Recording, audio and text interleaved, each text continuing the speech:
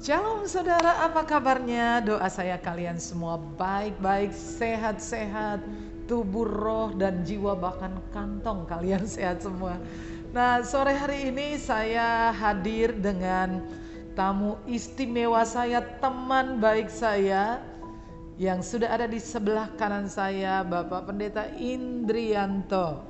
Shalom Ibu. Shalom, Ya, Pak. salam pirukun. Salam pirukun, oke. Iya. Pak In, saya panggil aja Pak In gitu Iya, ya. iya. Bolehkah kita melepas masker karena kan kita udah Baik, vaksin ya? baik, saya sudah lengkap vaksinnya. Oke, Ya, saya baru 2 Pak. iya, iya, Ntar lagi 3, oke. iya. Waduh, udah jelas sekarang ya. Luar biasa. Kalian lihat seperti apa sih? Kalau menurut aku sih seperti Tuhan Yesus. Oh, Ya, hambanya saja. hambanya Tuhan Yesus, Iya, tetapi penampilannya itu ya. iya. Nah, saya itu penasaran Pak In dari dulu ya kan. Bapak itu rambutnya gondrong ya, Bapak Pendeta rambutnya gondrong. Terus ya, apakah ada sesuatu di balik rambut gondrong ini? Apa Iya. biar sakti atau Iya. supaya lebih mirip Tuhan Yesus atau gimana? Iya, baik. Ini tentu berkait dengan perjalanan iman dan perjalanan hidup saya gitu Oke. ya. Saya dikenalkan kepada Tuhan Yesus. Jadi saya dulu ya keyakinannya di seberang sana gitu. Nah, dikenalkan itu pada usia SD ya oleh ayah saya. Ayah saya diinjili oleh seorang pendeta. Dia dosen di sebuah kampus Kristen di Salatiga. Nah, ketika saya dikenalkan tentang Yesus, gambaran saya anak-anak kan fisiknya yang dilihat. Ya, betul. Ya, Yesus itu digambarkan di sana dengan rambut panjang. Ya, dan saya sangat mengagumi karakter Yesus yang mengasihi, yang sangat sayang anak-anak gitu ya. Jadi figur Yesus yang berambut panjang itu sangat melekat di hati saya sejak kenal pertama. Kata orang sekali kesan pertama sangat begitu menggoda, menggoda ya. Tapi ini godaan imannya yang membawa ke positif. Sejak saat itu saya mengidolakan Yesus. Nah, karena gambaran anak-anak berangkat kemudian beranjak remaja ke pemuda tetap membawa kesan itu. Yesus yang saya kagumi adalah Yesus yang berambut panjang. Luar Gitu. biasa, akhirnya aku Iya. tahu sekarang. Iya. Akhirnya aku ngerti sekarang ini loh. Kalian tahu nggak? Aku nggak pernah tahu, cuman penasaran. Nah, baru sekarang ini. Jadi akhirnya Pak Indri. Tapi ngomong-ngomong, pernah nggak sih kalau Bapak waktu menggembalakan jemaat terus jemaat protes, Pak Pendeta kok rambutnya gondrong gitu apa nggak? Pernah nggak Pak? Ya, kalau di gereja saya sendiri tidak, tidak pernah. karena pemahaman mereka memang image Yesus itu secara Gondrong. fisik berambut panjang gitu luar ya. biasa. Tetapi suatu saat saya diminta khotbah di sebuah gereja, ya, lalu pendeta seniornya itu selesai saya pelayanan, ya, mengatakan pada saya, Tok, karena beliau ini sudah tua ini, pendeta tua, saya masih muda waktu itu. Jemaatku senang khotbahmu, terima pelayananmu, tapi tidak bisa terima rambutmu. Iya, pernah. Ya. Tapi sebetulnya memang benar ya, image Yesus itu kan berambut gondrong. Iya.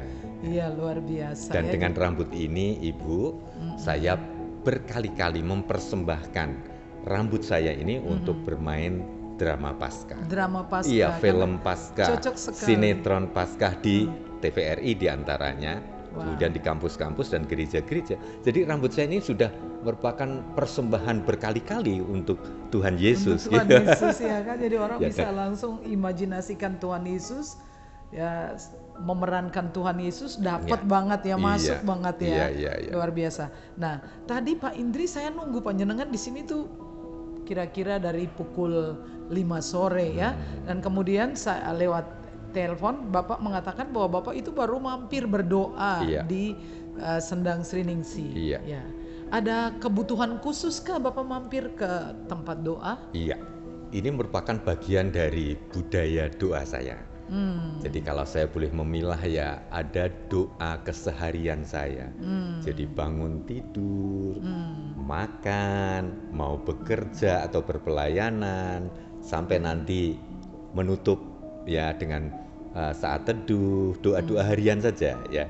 Tetapi ada doa yang super ya. Saya mengatakan super ya, di mana saya memerlukan waktu khusus, situasi khusus, misalnya ya di kamar dengan bertekun sendiri, di ruang doa bertekun sendiri.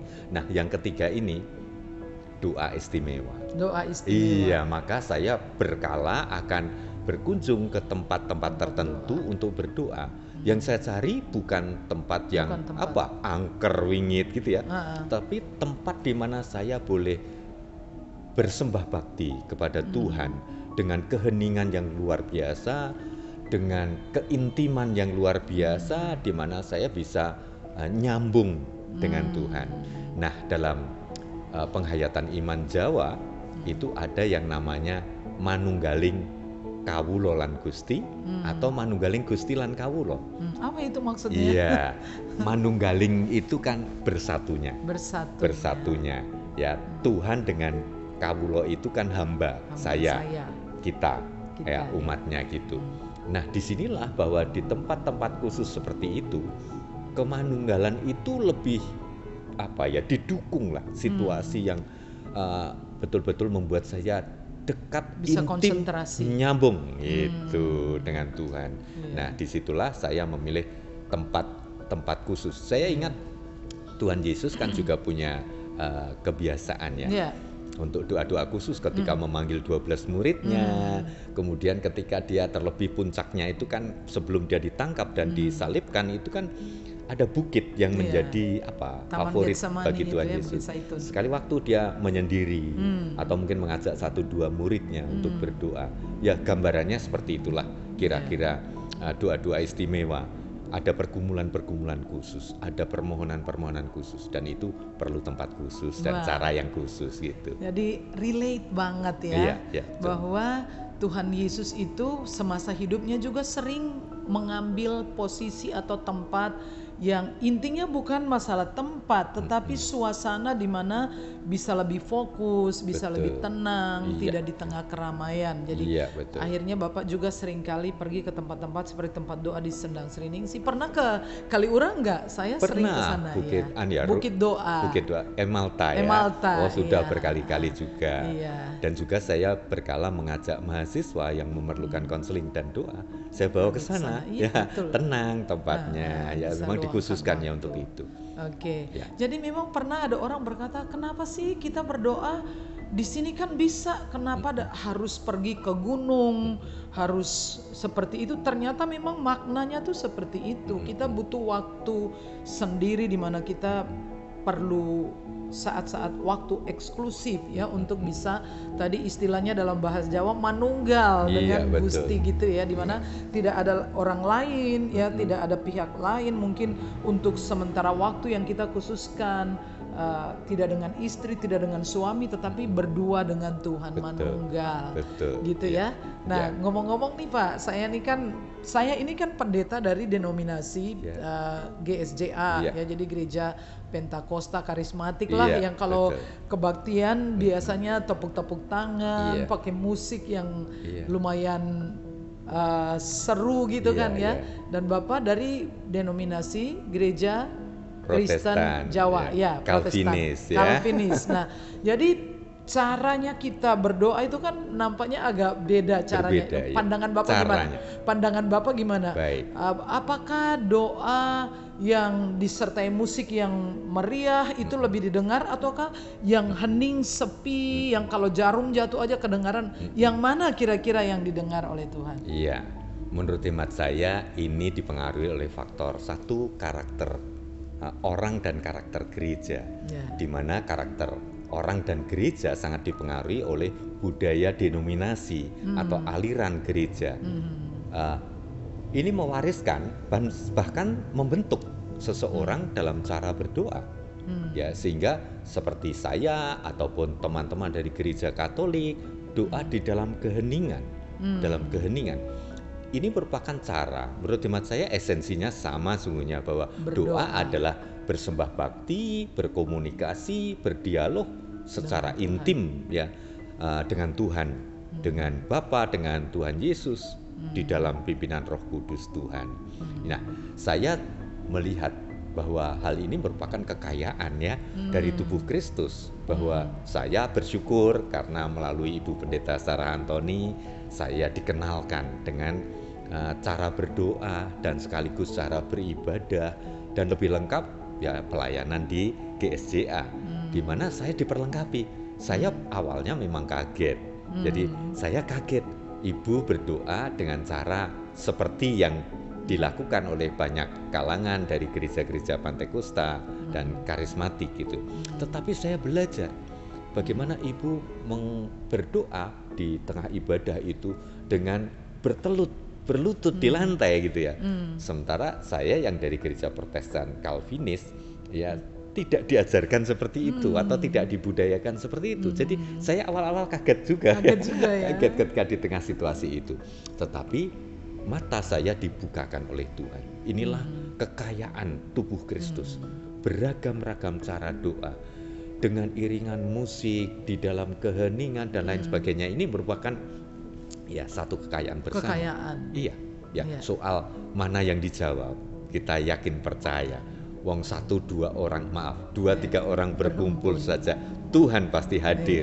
Apalagi ini didoakan dengan sungguh-sungguh ya, baik secara pribadi maupun bersama jemaat ya. Maka saya yakin percaya doa yang disampaikan dengan sungguh-sungguh di dalam iman kepada Allah di dalam Tuhan Yesus dan dalam pimpinan Roh Kudus, pasti Tuhan dengar dan Tuhan jawab. Luar biasa, sangat luar biasa kan. Jadi doa itu entah dengan diiringi musik yang meriah atau dalam keheningan, prinsipnya itu adalah doa ya kan. Cara itu tidak penting. Yang penting esensinya adalah komunikasi kita dengan juru selamat kita ya. Juru selamat kita satu, yaitu Tuhan Yesus Kristus. Nah, dengan ini juga saya senang sih bahwa mungkin sebagai orang percaya, sebagai hamba-hamba Tuhan, kita harus ya kembali untuk merenungkan ya, perbedaan itu justru merupakan sebuah kekayaan. Kayak kata Pak Indri tadi ya, ada sebuah ungkapan yang mengatakan bagaimanapun taman dengan beraneka bunga jauh lebih menarik daripada hutan dengan satu jenis pohon. Saya sendiri itu juga berangkat dari gereja Protestan Pak. Jadi saya sudah mengetahui tata cara ibadah, bahkan sampai saya dewasa sebetulnya. Jadi pada saat saya pergi ke sekolah teologi di Salatiga, itu baru saya kemudian beralih tata cara beribadahnya. Nah, dalam beberapa kesempatan saya juga diminta untuk melayani di gereja Kristen Jawa. Pernah di Jogja, di daerah Bantul, bukan daerah Wates pernah juga di Klaten, di beberapa gereja juga. Dan Ibu nampaknya favorit juga di gereja Protestan ya. Ya, kenal beberapa pendeta cukup dekat, dan saya harus menyesuaikan diri juga dengan liturgi ya, seperti ada gereja yang di Solo yang Angkatan Udara itu itu juga bahwa saya harus menyesuaikan diri dengan liturgi ya, bagaimana ketika saya akan memberitakan firman ya, walaupun itu memang agak kaku bagi saya, tetapi saya bisa menyesuaikan diri dan itu tidak mengganggu, dan menurut saya tidak kehilangan esensi daripada ibadah itu sendiri. Jadi amat disayangkan kalau orang Kristen saling menghakimi hanya dengan karena yang satu ibadahnya tepuk tangan, yang satu tidak, yang satu ibadahnya melompat-lompat, pakai musik hingar-bingar, dan yang satunya sunyi senyap. Lalu kita saling menghakimi. Menurut saya itu adalah sesuatu yang pasti membuat Tuhan Yesus yang sebagai kepala gereja berduka cita. Jadi Pak Indri tadi mengatakan, kan firman Tuhan mengatakan 2 atau 3 orang berhimpun demi namaku, Tuhan ada. Dan kita yakin bahwa intinya adalah kita berdoa dengan iman. Kalau kita bertanya tentang dijawab atau tidak yaitu cara tidak penting, tetapi yang penting adalah berdoa dengan iman. Nah Pak, satu lagi nih yang saya mau tanya ya, yang bagi saya adalah cukup mengganggu dengan selama ini saya menyaksikan di sosmed saya melihat ada pendeta-pendeta yang saya katakan besar besar dalam artian gerejanya besar dari segi bangunan, jemaat yang digembalakan cukup banyak, kemudian mereka menyerang satu pendeta yang lain yang juga pendeta besar yang dikenal secara publicly oleh banyak orang, dan tanpa berpikir bahwa apa-apa yang mereka ucapkan saling menyerang, saling menghakimi itu telah menjadi tontonan publik ya. Dan pastilah pihak-pihak yang tidak mengerti sama sekali, atau saya katakan pekerja iblis yang tidak senang, pasti akan merupakan suatu yang apa ya, kalau menurut saya kita seperti menelanjangi diri kita sendiri. Apa pandangan Bapak mengenai ini? Iya, jadi saya sudah 23 tahun melayani sebagai hamba Tuhan, dan saya bersyukur bahwa saya dibimbing Tuhan, dibukakan cara pandang saya, paradigma pelayanan saya dengan pergaulan dengan sesama hamba Tuhan dari berbagai gereja. Dan saya tidak pernah melupakan bahwa orang yang pertama mengenalkan gereja karismatik adalah Ibu Pendeta Sarah Antoni. Terima kasih atas kesempatan yang luar biasa itu. Dan selanjutnya Tuhan mempercayakan pelayanan untuk saya di Asosiasi Pendeta Indonesia, di mana saya boleh tahun-tahun ini menjadi ketua API. Gitu, ya, Asosiasi Pendeta Indonesia API untuk DPD DIY Daerah Istimewa Yogyakarta. Itu semakin membuka cakrawala pandang saya tentang keberagaman gereja-gereja, denominasi, tata cara, liturgi, ajaran ya. Dan melalui API kita diajak untuk tidak memperbandingkan dan tidak mempertentangkan. Tetapi yang kita pentingkan adalah kebersamaan satu tubuh di dalam Kristus. Dan sesungguhnya kita malah bisa diperkaya kok dengan belajar dari gereja lain, dari teman pendeta, dari aliran yang lain. Misalnya saja tentang cara doa tadi. Saya belajar dari Ibu bagaimana berdoa dengan sungguh-sungguh, bersembah bakti bertelut ya, dengan sungguh-sungguh ya. Sebab orang Jawa itu sungguh-sungguh sih sungguhnya, tapi budayanya kan beda gitu loh. Beda budayanya itu, orang Jawa itu terbiasa mengendalikan emosinya ya. Jadi sesungguhnya pengen neng ditoto gitu. Ingin tersenyum, ingin tertawa ditoto gitu. Jadi cukup mesem gitu. Ya, tersenyum gitu ya. Tidak bertepuk tangan, berjingkrak-jingkrak. Tapi itulah budaya ya. Sekali lagi saya sepakat dengan pandangan Ibu, jangan mempertentangkan apalagi menyerang. Dan terlebih di sosial media ya. Saya rasa pertikaian dari para hamba Tuhan dari berbagai denominasi itu bukan memuliakan tubuh Kristus, malah orang lain yang belum kenal Kristus, oh itu toh ya anak-anak Tuhan katanya ya, saling bertengkar, saling menyerang gitu. Ya, kita harus ingat pesan Rasul Paulus supaya kita jangan sampai kita saling menelan gitu ya. Saling menelan ya. Saling menggigit dan menelan. Menggigit langsung menelan. Ya. Tapi nampaknya yang ditunjukkan hari-hari ini adalah saling menggigit. Iya.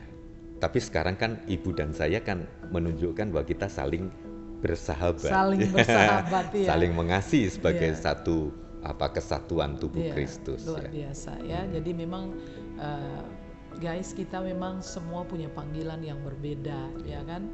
Beliau dipanggil lebih banyak kepada pelayanan-pelayanan yang berhubungan dengan keorganisasian, dan saya dipanggil dalam pelayanan penggembalaan dan pelayanan-pelayanan yang berhubungan dengan pelayanan kesehatan dari sisi spiritual gitu kan ya. Jadi ya seperti itu ya, kita harus sedapat mungkin, kalau saya bisa sarankan kepada teman-teman, doakanlah supaya hamba-hamba Tuhan apabila mereka membuat konten bukanlah dengan tujuan saling menyerang. Betul. Tetapi dapat berdiri dengan bijak untuk dapat melihat perbedaan sebagai sebuah kekayaan.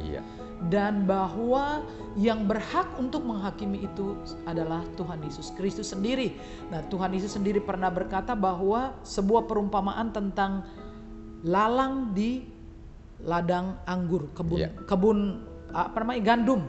Lalang yang tumbuh di kebun gandum itu ya. Nah, dan kemudian murid-murid mungkin bertanya, bagaimana caranya ini si jahat menaburkan benih lalang di ladang gandum. Kalau lalang itu dicabut, gandum akan rusak. Jadi tuannya itu berkata, tuan yang mempunyai ladang itu mengatakan, biarkan saja. Nanti sudah sampai pada waktu panen, maka yang akan dilakukan oleh tuan itu, dia akan mengambil atau mencabut atau memangkas Lalang itu, ilalang itu kemudian dibakar, baru tersisa gandumnya. Nah, saat ini seperti ini guys ya, kita mendengar begitu banyak ajaran, yang ini ngomong ini, yang sana ngomong itu, saling menyerang. Saya minta kita semua cooling down. Kita berdoa untuk para pendeta, hamba-hamba Tuhan.